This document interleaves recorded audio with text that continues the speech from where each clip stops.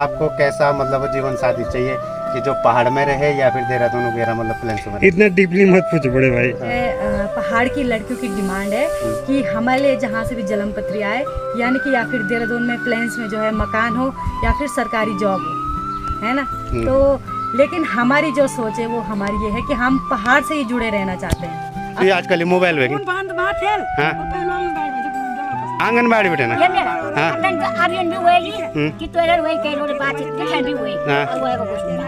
हाँ ये भी देखना मान चल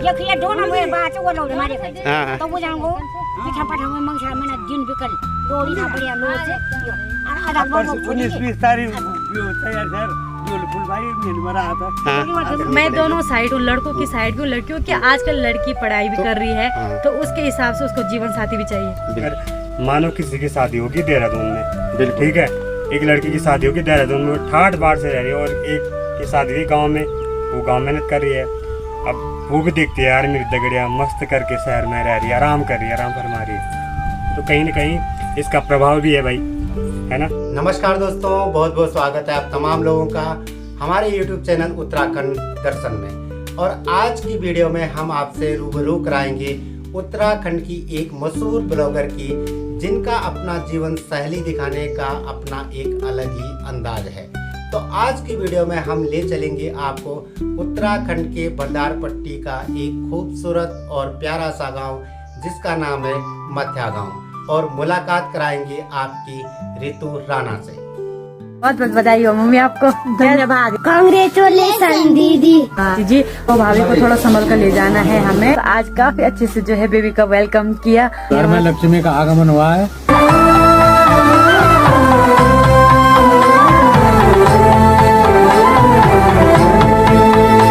जय मामा ठियाना की। हेलो फ्रेंड्स, गुड मॉर्निंग, नमस्ते, प्रणाम, पहला कैसे हो आप सब? आई होप बढ़िया होंगे, हम भी बढ़िया हैं। आज की ब्लॉग की शुरुआत हुई है रुद्रप्रयाग हॉस्पिटल से।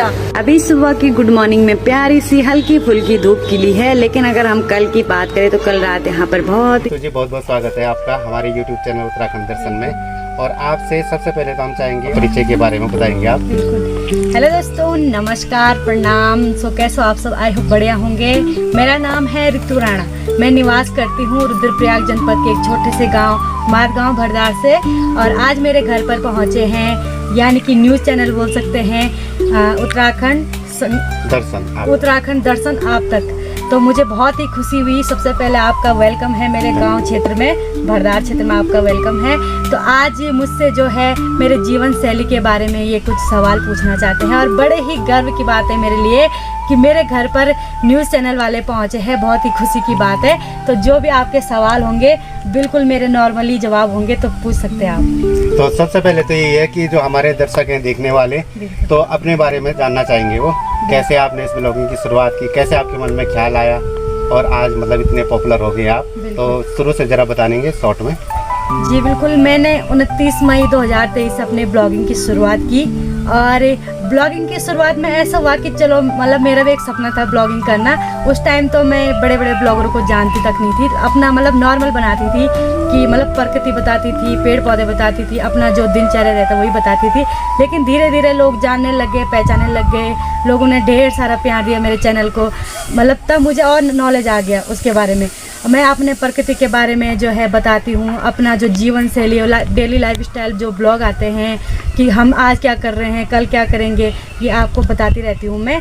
और आई होप आप लोगों को पसंद भी आता होगा। अच्छा, एक छोटा सा टॉपिक ये भी था जो आजकल उत्तराखंड में जो मतलब समस्या आ रही है, समस्या ही कह सकते हैं इसको, कि भाई एक समस्या, अभी मैं यहीं से आ रहा था तो वहाँ पर एक माता जी मिली, उन्होंने कहा कि भैया तुम ये रितु राणा के घर जा रहे हो, कहीं जन्मपत्री के चक्कर में जा रहे हो। अच्छा। तो मुझे फिर याद आया, हालांकि इसमें मैंने पहले भी कवर किया था कि ये भी एक समस्या है।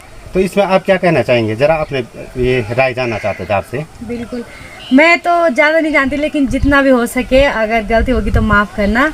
बस इतना ही जानती हूँ कि आजकल जो है पहाड़ की लड़कियों की डिमांड है कि हमारे लिए जहाँ से भी जन्म पत्री आए, यानी कि या फिर देहरादून में प्लेन्स में जो है मकान हो या फिर सरकारी जॉब हो, है ना। तो लेकिन हमारी जो सोच है वो हमारी ये है कि हम पहाड़ से ही जुड़े रहना चाहते हैं, अपने पहाड़, क्योंकि हमारा जो काम है ब्लॉगिंग करना, अपनी प्रकृति को जो है, अपनी प्रकृति के सौंदर्य को दिखाना। तो इसमें तो खैर वजह और भी होंगी। अभी मैंने कुछ दिन पहले एक वीडियो कवर की थी मतलब इसी टॉपिक पे, तो उसमें बहुत सारे लोगों के कमेंट भी आए थे कि भाई ऐसा भी नहीं है कि कुछ भी ऐसा है कि मतलब जैसे आजकल की लड़की जो है पढ़ी लिखी है, जाहिर सी बात है MBA BCom कर रखा है, तो उनको अपना जीवन साथी भी उस हिसाब से चाहिए होगा। हाँ। अगर पढ़े लिखे हैं तो मतलब उनकी ज़रूर सी वो है कि देहरादून में या दिल्ली बम्बई कहीं उनकी मकान दुकान हो, तो उनका यही सपना रहता है। क्योंकि पहाड़ में तो वही लड़की रहेगी जो पहाड़ से एकदम जैसे आपने बोला ना जुड़ी हुई है। तो पहाड़ में गोबर भी निकालना पड़ेगा, घास भी काटना पड़ेगा, खेती भी करनी मैं दोनों साइड हूँ, लड़कों की साइड भी हूँ, लड़कियों की। आजकल लड़की पढ़ाई भी कर रही है तो उसके हिसाब से उसको जीवन साथी भी चाहिए। बिल्कुल। वो पढ़ाई कर रही है तो वो अच्छी पढ़ी लिखी होगी तो वो ये नहीं सोचेगी कि मैं गोबर निकालूंगी, वो ये सोचेगी कि मैं अच्छी जॉब करूंगी, है ना। तो आपकी क्या सोच है, मतलब आपको जरा हम आपकी मतलब उसमें पर्सनल उनसे पूछे ना, तो आपको पहाड़ पसंद है या प्लेन्स पसंद है? मुझे तो बिल्कुल पहाड़ पसंद है। हाँ, मतलब आपको कैसा मतलब जीवन साथी चाहिए कि जो पहाड़ में रहे या फिर देहरादून वगैरह मतलब प्लेन्स में? इतना डीपली मत पूछो बड़े भाई। नॉर्मल मतलब सवाल जवाब कैसी करो, आपकी इतना डीपली मत मतलब पूछो। ज्यादा तो नहीं बोलूंगी, लेकिन मुझे ये पता है कि मुझे पहाड़ बहुत मतलब कहने का मतलब ये है ना कि पहाड़ पसंद है आपको? बिल्कुल, मैं अपने पहाड़ से ही जुड़े रहना चाहती हूँ। और इतनी पढ़ी लिखी भी नहीं हूँ, 12वीं पास हूँ मैं, तो अपने पहाड़ मेरा जो डेली का काम होता है घास काटना, गोबर निकालना, और इसी से जुड़ी जो है मेरी हर चीज़ें हैं। आप लोग डेली देखते होंगे ब्लॉग में। घास काटते काटते आज थोड़ा बहुत पॉपुलर हुई हूँ, तो ये मेरे लिए बहुत ही सौभाग्य की बात है। 5-6 साल पहले, 7-8 साल पहले होता क्या था, अगर मानो किसी की शादी होगी देहरादून में, ठीक है, एक लड़की की शादी होगी देहरादून में, वो ठाठ बाढ़ से रह रही है, और एक की शादी हुई गाँव में, वो गांव मेहनत कर रही है। अब वो भी देखती है यार मेरी दगड़िया मस्त करके शहर में रह रही है, आराम कर रही है, आराम फरमा रही है, तो कहीं ना कहीं इसका प्रभाव भी है भाई, है ना। जब आदमी दूसरे को देखता है तभी सीखता है, तभी उसे पता चलता है। और आजकल दूसरी बात यह है कि लोग काम करना ही नहीं चाहते हैं पहाड़ों में, और पहाड़ों में जो रहेगा तो काम तो करना ही पड़ेगा भाई। और शहरों में जाओगे तो शहरों में भी काम तो है भाई, दिन भर का काम तो है अपना, और पहाड़ों में तो ज़्यादा ही काम होता है ना। तो आपने भाई ये सही बात बोली ना। तो इसी टॉपिक पर मेरा ये था कि जैसे आपने बोला कि पहाड़ों में काम करने मतलब वो दिक्कत है, तो आने वाली जो हमारी जनरेशन है, जैसे आजकल के वो नवयुवा है ना, तो कहीं ऐसा भी लगेगा कि कुछ दिनों में खाली पहाड़ी रह जाएंगे, क्योंकि आजकल जो लोग गाँव में रह रहे हैं वो नॉर्मल टाइप के हैं। अगर हम बात करें कि पढ़े लिखे हैं, जैसे कोई टीचर है या फिर ऊंचे पद पर है, तो सबसे पहले तो प्लान वही कर रहे हैं, वही देहरादून दिल्ली में अपने मकान खरीद रहे हैं। गांव में आजकल ज़्यादातर हमने भी देखा तो वही आदमी है जो नॉर्मल है, जिसका अपना व्यवसाय क्या तो दुकान है या गाड़ी है या फिर इस प्रकार के मतलब होटल है, तो वही लोग हैं। जो सरकारी नौकरी वाला है तो सबसे पहले तो वही प्लान कर रहा है। नहीं, धीरे धीरे सरकार भी इस चीज़ के पीछे काम कर रही है। अभी आप लोग देख रहे होंगे कि हमारा क्षेत्र हो गया, डिस्ट्रिक्ट हो गया, यहाँ पर हॉस्पिटल्स नहीं है, स्कूल्स नहीं है, लेकिन धीरे धीरे गवर्नमेंट काम कर इन चीज़ों के पीछे। कई जगह फैक्ट्रियाँ लगा रही है, कहीं स्कूल बन रहे हैं तो कहीं हॉस्पिटल्स बन रहे हैं। तो धीरे धीरे जब सुविधाएं पहाड़ में होंगी तो यहाँ के लोग पहाड़ में रुकेंगे, जरूरी नहीं कि शहर में जाएंगे, और एक टाइम तो ऐसा आएगा लोग पहाड़ों की ओर वापस आएंगे। अभी आप लोगों को एक चीज़ बताता हूँ, यहाँ से ऊपर की तरफ एक गांव बसा हुआ है, गांव नहीं है वो हमारे गांव का ही क्षेत्र है, लेकिन वहाँ पर न स्कूल है, न रोड है, और न ही कोई दुकान है। तो वहाँ पर छोटे बच्चे स्कूल कैसे आएंगे इतनी दूर? तो इसलिए भी लोग वहाँ से प्लान कर रहे हैं। अगर यहाँ गांव के आसपास थोड़ा स्कूल की और व्यवस्था हो जाए, सुविधा हो जाए, रोड पहुँच जाए, तो लोग क्यों जाएंगे शहर की ओर? ये भी तो रीजन है। हाँ, ये भी रीजन है।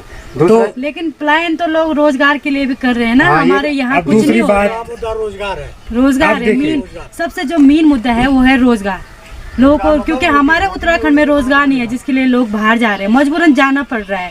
खेती बाड़ी के हाल आप लोग देख रहे होंगे, तो जिसके लिए मजबूरन लोगों को प्लान करना पड़ रहा है पहाड़ से। बिल्कुल सही बात कही आपने। रोजगार मेन मुद्दा है कि रोजगार नहीं है, लेकिन आजकल आप लोग देख रहे होंगे कई तरह के रोजगार खिलते उभरते नजर आ रहे हैं, चाहे सोशल मीडिया हो, और लोग आजकल खेतीबाड़ी भी कर रहे हैं भाई। कई जगह पौड़ी में देखा होगा, हमारे रुद्रप्रयाग जखोली साइड में देखा होगा, उस तरफ भी लोग खेतीबाड़ी की ओर बढ़ रहे हैं और फल फूल के पेड़ पौधे लगा रहे हैं और अच्छे खासे घर बैठ के अपना रोजगार पैदा कर रहे हैं भाई। ये भी हम लोग कर सकते हैं, और साथ ही साथ सबसे बेस्ट चीज़ तो सोशल मीडिया ही है, नहीं है? ये भी तो एक इनकम का सोर्स है, रोजगार का साधन है। बिल्कुल। हम लोगों में हजारों यूजर्स हैं जो फेसबुक यूज़ करते हैं, मतलब मान के चलो हमारा क्षेत्र है, हमारा गांव है, सब लोग फेसबुक यूज़ करते हैं, लेकिन फेसबुक का मतलब बिल्कुल भी बहुत कम लोग हैं जिनको पता है। कि फेसबुक एक अर्निंग का भी सोर्स है क्या, उससे भी अर्निंग होती है जैसे यूट्यूब से होती है, फेसबुक इंस्टाग्राम वगैरह से ना। बिल्कुल। हाँ, तो मतलब कम लोग इसके बारे में जानते होंगे। तो ये है कि नॉलेज की कमी भी है। नॉलेज कब होगा? जब स्कूल्स बनेंगे, लोगों को शिक्षा मिलेगी, तभी धीरे धीरे पता चलेगा भाई, तभी तो रोजगार ही बढ़ेगा, पलायन भी रुकेगा। तो मेन चीज क्या है? शिक्षा भी है। मेन चीज तो शिक्षा ही है इसमें। क्यों? रोजगार भी तभी होगा जब शिक्षा होगी भाई। तो ये कारण है, रीजन है। सरकार की भी बहुत सारी योजनाएं हैं, जैसे कृषि से लेकर के है या बिजनेस से लेकर के, मतलब वहाँ से सब्सिडियाँ भी है कि यदि भाई कोई करना चाहता है। अभी मैंने एक वीडियो बनाई थी, वहाँ पे हमारे यहाँ जो सेमलता में ना जो बागड़ी जी है, उनके आम का जो बगीचा लगा रखा है, तो उनका बिजनेस चल रहा है। तो ऐसे भी जो हमारे उत्तराखंड के जो युवा है ऐसे भी कुछ कर सकते हैं। हाँ, अभी आप लोग जैसे अभी इधर सतनी से आए होंगे ना, तो वहाँ पर भी कोई एक फैमिली है जो कि एग्रीकल्चर स्टार्ट कर रही है। आपने देखा हो घेर बाड़ कर रखी है वहाँ पर, तो वो लोग भी शुरुआत कर रहे हैं, पेड़ पौधे लगा रहे हैं, संतरे के पेड़ लगा रहे हैं, कीवी के लगा रहे हैं, सेब के लगा रहे हैं। पहाड़ों में तो होता ही है सब पेड़ पौधे, क्यों? और पहाड़ों में पानी भी है भाई, हो सकता है सब कुछ। और लेकिन एक और बात यह है कि अगर हम लोग एग्रीकल्चर करते हैं, खेती बाड़ी करते हैं, तो पहाड़ों में क्या है कि जंगली जानवर नुकसान पहुंचा देते हैं। अब क्या है, शहरों के लोग बंदरों को छोड़ रहे हैं पहाड़ों में, ठीक है। ये गलती किसकी? ये गलती सरकार की है ना भाई। इस चीज़ पे सरकार को फोकस करना चाहिए। बंदरों को छोड़ रहे हैं पहाड़ों में, तो पहाड़ों में खेती बाड़ी को नुकसान पहुंचाएंगे ना। और ऊपर से जो जंगली जानवर हैं वो भी धीरे धीरे गांव के आसपास आ रहे हैं। पहले क्या होता था, जो जंगली जानवर होते थे वो दूर दूर रहते थे। क्यों? क्योंकि लोग अपने खेती बाड़ी पर ज़्यादा फोकस करते थे, दिन रात खेतों में रहते थे, तो उस समय वहाँ पर जंगली जानवर कम नुकसान पहुँचाते थे। अब लोग आलसी हो गए भाई, और खेतों में तो कोई जा नहीं रहा। एक बार खेती के लिए मीन सबसे जो एक बार हल लगा दिया तो वहाँ भाई कोई नहीं रहेगा, तो जंगली जानवर तो आएंगे। और दूसरी बात, सरकार को भी इस चीज़ को देखना चाहिए। कई बार मैं देखता हूँ कई सारे ऐसे बजट आते हैं जो किसी काम के नहीं रहते हैं, लेकिन सरकार को ऐसे बजट भी देने चाहिए जो एग्रीकल्चर को मतलब देखभाल करे। क्या चारों तरफ घेर बाड़ की कोई बजट दे दिया, ऐसे भी तो हो सकता है। जैसे मान के चलो एक क्षेत्र है, ये वाला क्षेत्र, इसके चारों तरफ अगर एक बजट ऐसा आ गया जिसमें घेर बाड़ का हो, तो अगर घेर बाड़ होगी तो जंगली जानवर आएंगे नहीं और खेती भी अच्छी होगी भाई। तो ये भी रीजन है। अच्छा भाई, एक सवाल और कि आपका ये जो ग्राम सभा है ना, आपको लगता है कि आपके गांव में किसी ऐसी चीज की समस्या है जिसको सरकार को भी मतलब या आपका जो प्रधान होगा उसके बारे में आप कुछ कहना चाहेंगे? हमारे जो अभी वर्तमान प्रधान थे, अब तो इलेक्शन होने वाले हैं, विजय राज जी थे, उन्होंने काफी अच्छा काम किया। पिछले पंचवर्षीय प्रधान से लेकर या जो अब की बार वाला काम हुआ है, बहुत अच्छा काम हुआ है। रोड जो ये हमारे गांव के रास्ते हैं, इधर उधर पानी के नल हैं, टंकियां हैं, बहुत अच्छी व्यवस्थाएं हुई है, बहुत अच्छा काम हुआ है। हमें लगा कि हाँ रियल वाक्य में काम हुआ है, कुछ रोजगार मिला लोगों को। जन आपने बोली मुँह तब मैंने आप थोड़ा सी बातचीत करने कि आपन बोल की जन्म पत्र भी जन हम हमारी फोन भी सुना तो बहुत सारे पसंद करे भैया अंतिम कैसे ना आते वो वजन दो ने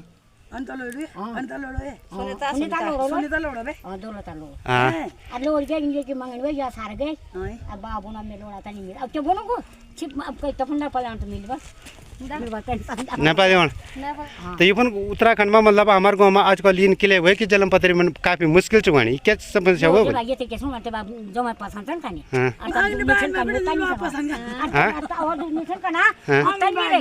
आगे न माल में बेटन अरे वो फोन पर भी तुझे पसंद करना जो आजकल मोबाइल में आंगनबाड़ी बेटा ना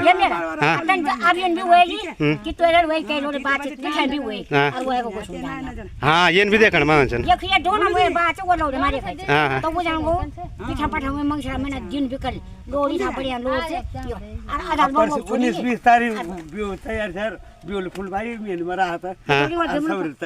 हाँ तो भाई जी सवाल टॉपिक यो है ना मेरो कि आप जन बुजुर्ग छन् ना दाना स्याणा छन् तो हमारी फोन बदन के बस संस्कार रहे हमारा उत्तराखंड की भाई जन बाबुन बोले तो तनिकर हम संस्कार छन् बचे क्या अब आजकल जमाना में संस्कार को जाना पर